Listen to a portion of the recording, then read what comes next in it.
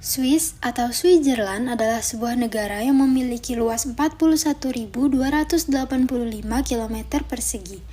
Swiss terletak di Eropa Tengah dan berbatasan langsung dengan Prancis, Italia, Jerman, Liechtenstein, dan Austria.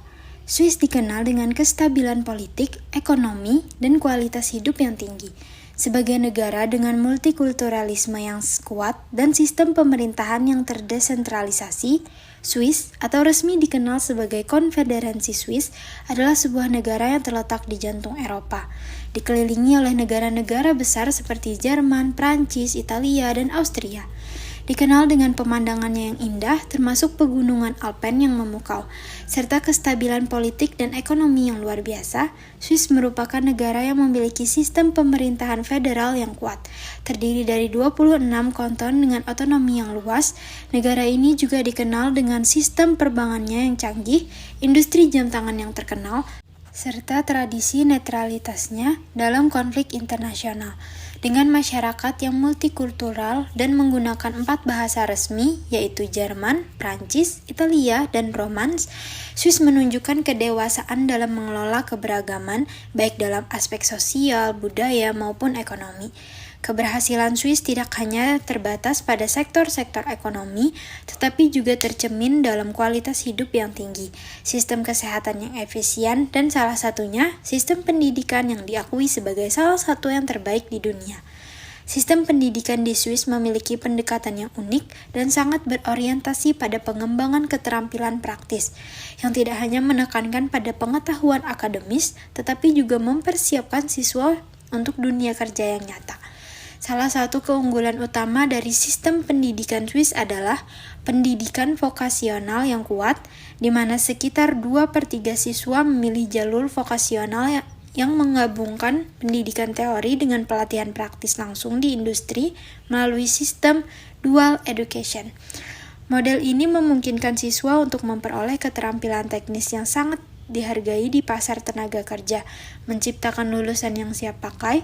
Selain itu, sistem pendidikan Swiss juga sangat terdesentralisasi, memberikan kebebasan kepada setiap kanton untuk mengatur pendidikan sesuai dengan kebutuhan lokal mereka, yang mendorong inovasi dan fleksibilitas dalam penyusunan kurikulum.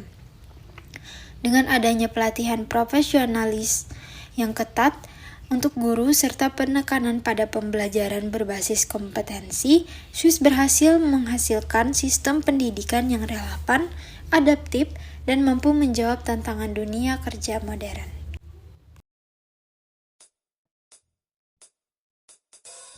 Indonesia terletak secara geografis di antara dua benua, yaitu Asia dan Australia, serta diapit oleh dua samudra, yaitu Samudra Hindia dan Samudra Pasifik.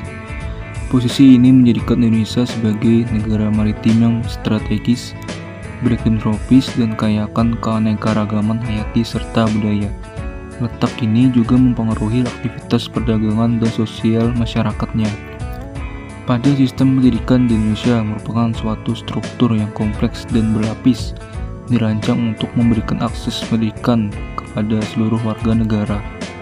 Pendidikan di Indonesia dibagi menjadi beberapa jenjang, mulai dari pendidikan dasar hingga pendidikan tinggi, dengan tujuan untuk mengembangkan potensi individu dan mempersiapkan mereka untuk berkontribusi dalam masyarakat. Pendidikan dasar di Indonesia dimulai dengan sekolah dasar atau SD yang berlangsung selama 6 tahun. SD biasanya diperuntukkan bagi anak-anak berusia antara 6 hingga 12 tahun. Kurikulum di SD berfokus pada pengembangan keterampilan seperti membaca, menulis, dan berhitung. Selain itu, siswa juga diperkenalkan pada ilmu pengetahuan sosial, ilmu pengetahuan alam, dan pendidikan agama dan seni. Proses pembelajaran di SD bertujuan untuk membangun fondasi yang kuat bagi siswa sebelum melanjutkan ke jenjang berikutnya. Setelah menyelesaikan pendidikan di SD, siswa melanjutkan ke sekolah menengah pertama atau SMP selama 3 tahun.